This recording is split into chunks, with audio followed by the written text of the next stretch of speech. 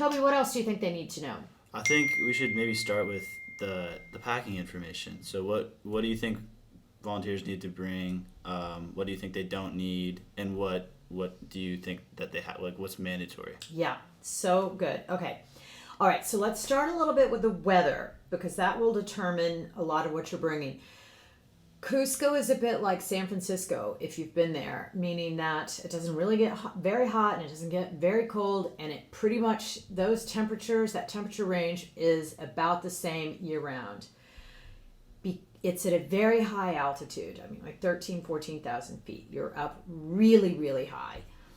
The biggest change you'll find, and again, they're in the southern hemisphere, which means, our winter is their summer and vice versa. But because they don't have the big temperature swings, if you go there in July, which is their winter, it's going to be in the 50s during the day and usually the 40s at night. If you go during their summer, it'll get up to probably 68 during the day, approximately, and it gets down to the 40s and 50s at night. So you're always going to want to have long pants, long sweaters, and be able to shed layers, because even in their summers when it says it's only 68 degrees out, you're so high up, and if it's a clear day, which you get a lot of, then the sun is right on you, and even though it says it's 68 degrees, at that altitude it feels like 80.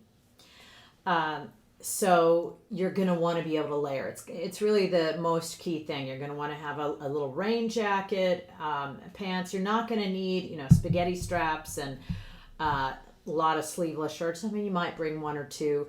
I don't find shorts nearly as helpful as the kind of pants that you can zip off into shorts. One thing I'll say is locally people, if they're going into an office environment, they might dress up, but generally people are not dressing up. They're wearing casual clothes. And with what you're doing for work projects, you're really never going to need to dress up.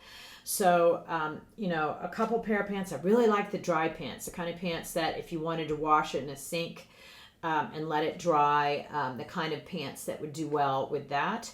There are places you can get your laundry done inexpensively all around town. So don't feel like you need to wear a different thing every day. You can always do your laundry there. You're not going to be sweating probably as much as you think, mainly because of the climate there.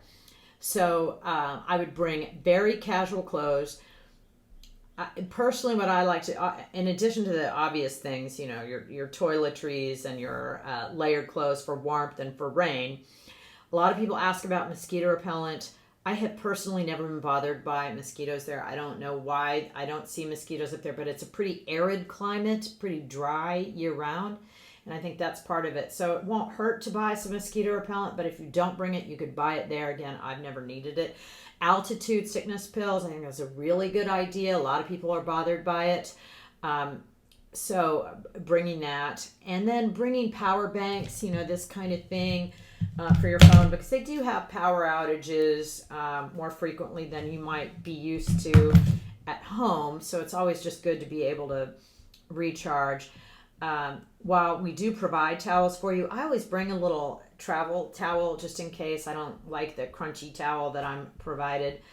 But again, you're not going to need a lot of fancy clothes. Keeping some kind of a hat to keep the sun out and a day pack to keep your stuff in.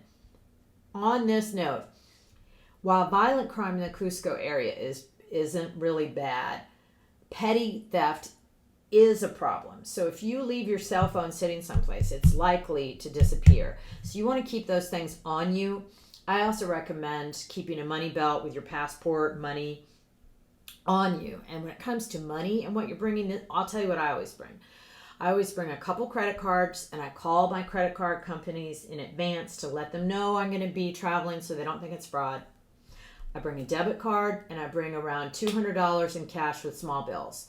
Usually with those three things, that'll get me through a couple of weeks. As soon as I arrive at the airport, I will take my debit card and I'll pull out around $250 of the local currency. And that is usually enough to get me through the week, because we most of your meals are paid for on our program. So you're going to be using that if you're wanting to buy special soft drinks or alcohol or souvenirs, that kind of thing. So you don't really need to bring a whole lot. really, I think you'll be good. And but the day pack is important, and the reason I say it's good to keep a smaller amount. First, again, it's not a fancy place where you don't need to bring a lot. But secondarily, especially if you've got extra baggage allowance, like I'm usually allowed to bring a couple bags for free. I usually fill one of those bags with donations.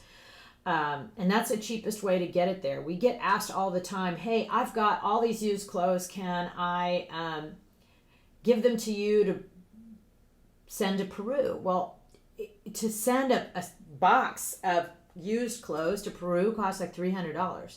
It's cheaper to give the $300 to the locals for them to go buy clothes there. So if you're not going to bring it in your bags, it's better to bring money for donations. No donations are required, but if you're going to bring things, often really things like clothes and used shoes, used kids' shoes, and tennis shoes. Gosh, that is just such a valuable thing. And coats, because it's a chillier climate there. Little kid clothes for colder climates. It's a really great thing to bring. Toby, what am I leaving out in terms of packing? Money, toiletries, clothes. I mean, that seems pretty good. An important note I think that we include is that all volunteers are expected to dress respectfully and within cultural norms. Very good point.